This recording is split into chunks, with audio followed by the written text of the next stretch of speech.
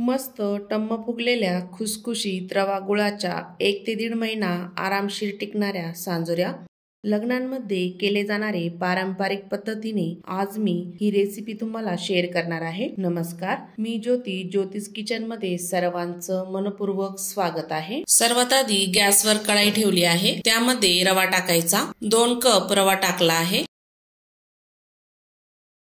त्यामध्ये साजूक तूप टाकायचं 3 ते 4 चमचे।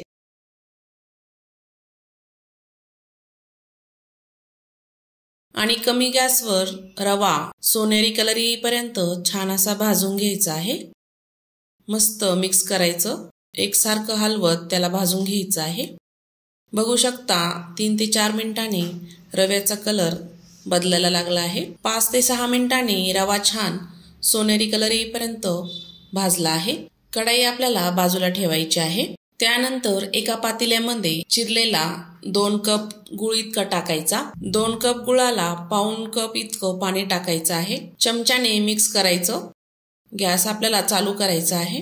गुळ आपल्याला पूर्णपणे वितळून घ्यायचा। 2 कप रव्याला 2 कप गुळ घ्यायचा आहे। गुळ छान वितळला आहे। गॅस आता बंद करूया। गुळाचा पाक थोडासा थंड होऊ द्यायचा आहे। गुळाचा पाक बऱ्यापैकी कोमट झाला आहे, गाळून घ्यायचा आहे तो रव्यामध्ये। पाक गाळूनच टाकायचा, गुळामध्ये काही कचरा असेल तर तो निघून जातो। पाक आपल्याला रव्यामध्ये छान मिक्स करून घ्यायचा आहे। पाक पूर्णपणे रव्यामध्ये मिक्स झाला आहे। आपल्याला हे सारण रात्रभर असंच ठेवायचं आहे। रात्री जर रवा पाकामध्ये भिजू घातला तर दुसऱ्या दिवशी सांजोऱ्या करायला येतात। रवा छान भिजला जातो। दुसऱ्या दिवशी चेक करूया। रव्याने बऱ्यापैकी पाक पूर्ण शोषून घेतला आहे। मस्त कोरडं झालं आहे सारण। सारणाची टेस्ट वाढवण्यासाठी आपण इथे 3 ते 4 चमचे तीळ घेतली आहे। अर्धी वाटी किसलेलं खोबरं घेतलं आहे। तुम्ही याऐवजी ड्रायफ्रुट्सही वापरू शकता। गॅसवर पॅन ठेवला आहे। तीळ आपल्याला भाजून घ्यायचे तडतडेपर्यंत। तीळ छान तडतडायला लागली, एका ताटामध्ये काढून घ्यायची आहे।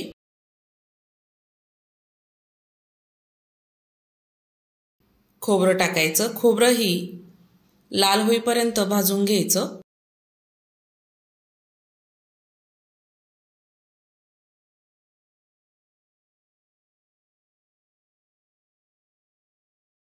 खोबऱ्यालाही गोल्डन कलर आला आहे, तेही आपण ताटामध्ये काढून घ्यायचं आहे।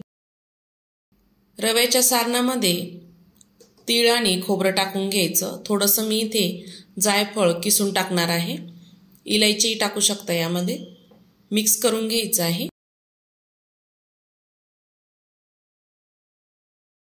सर्व एकजीव करून घेऊया।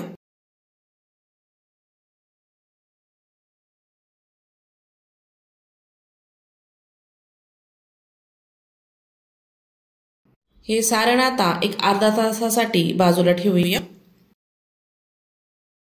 सांजोऱ्या करण्यासाठी ताटामध्ये मी इथे 2 कप इतका मैदा घेतला आहे। मी तो आधीच चाळून घेतला।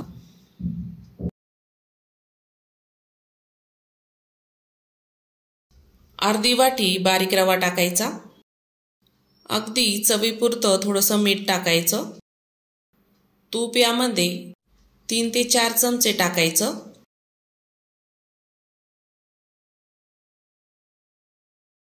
पिठामध्ये तूप छान मिक्स करून घ्यायचं। तुपामुळे सांजोऱ्या छान खुसखुशीत होतात। तूप गरम करण्याची अजिबात आवश्यकता नाही, तसंही टाकलं तरी चालतं। तूप छान मैद्यामध्ये मिक्स झालं आहे। असा गोळा करून बघायचा। लगेचच त्यामध्ये पाणी टाकायचं। मी इथे थंडच पाणी वापरलं आहे। घट्ट गोळा मळून घ्यायचा आहे आपल्याला।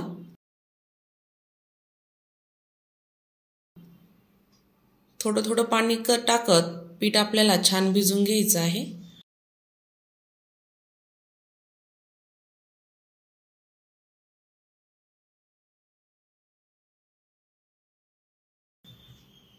पिठाचा छान असा गोळा तयार झाला।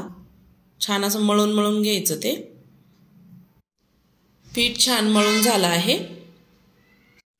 एवढं घट्ट ठेवायचं। पिठावर झाकण ठेवायचं, एक अर्धा तास पीठ छान भिजू द्यायचं आहे, म्हणजे आपल्या सांजोऱ्या छान तयार होतात। अर्धा तासानंतर पीठ बघू शकता मस्त असं भिजलं आहे। पुन्हा थोडंसं मळून घ्यायचं, त्याला छोटासा गोळा घ्यायचा, मळून घ्यायचा हातावर। मी ते 2 गोळे काढून घेतले आहे। पोळपाटावर आपण हे लाटून घेणार आहोत। पोळपाटावर मी याची पुरी लाटून घेणार आहे। अजिबात पीठ लावायची गरज नाही, पीठ आपलं योग्य भिजवलं गेलं आहे, घट्ट।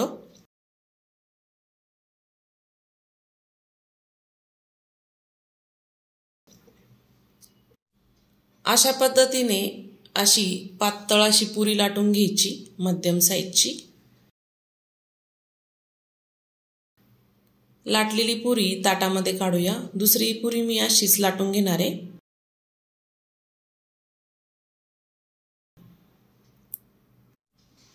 सारणामध्ये तीळ आणि खोबरं छान मिक्स झालं आहे, मस्त आकसून घेतलं त्याने। सारणही छान तयार झालं। थोडं मिक्स मोकळं करून घ्यायचं चमच्याने। त्याचे सर्व असे गोळे फोडून घ्यायचे। 2 चमचे सारण पुरीवर टाकून घ्यायचं। पुरीला साईडने पाणी लावून घ्यायचं आहे। सर्व कडेने पाणी मिळवून घेतलं, त्यावर ही पुरी टाकायची। छोटी किंवा मोठी कोणतीही साईजची पुरी करू शकता, त्यावर ॲडजस्ट करायची, दाबून घ्यायची सर्व साईडने, नाहीतर त्यामधलं सारण तेलामध्ये निघू शकतं।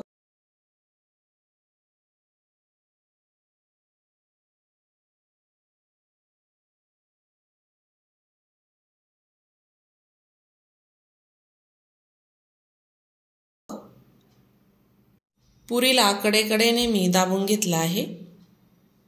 कापून घ्यायची गोल अशी। बघू शकता मस्त अशी सांजोरी तयार झाली आहे।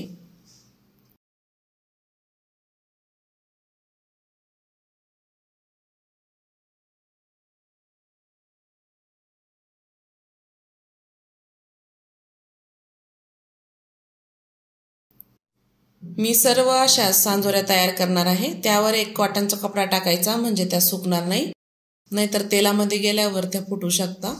सर्व सांजोऱ्या मी इथे लाटून घेतल्या आहे। तेलही कढईमध्ये गरम झालं। एक सांजोरी मी तुम्हाला तळून दाखवते।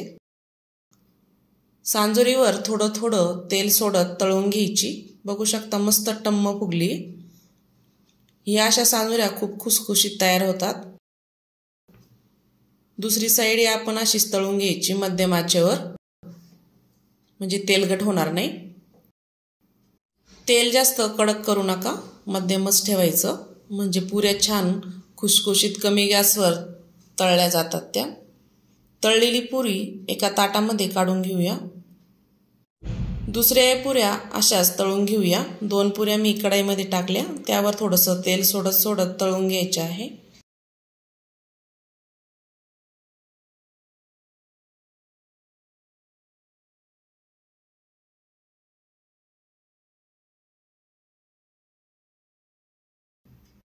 सर्व सांजोऱ्या मस्त अशा तळून झाल्या। लग्नामध्ये केल्या जाणाऱ्या पारंपरिक पद्धतीने रवा गुळाच्या ह्या सांजोऱ्या नक्कीच करून बघा। आय होप आजचा व्हिडिओ कसा वाटला, आवडला असेल तर चॅनलला सबस्क्राईब करा, बेल आयकॉनला क्लिक करा, म्हणजे नवीन रेसिपीचे नोटिफिकेशन सर्वात आधी तुम्हाला मिळेल। पुन्हा भेटूया अशाच नवीन रेसिपी सोबत।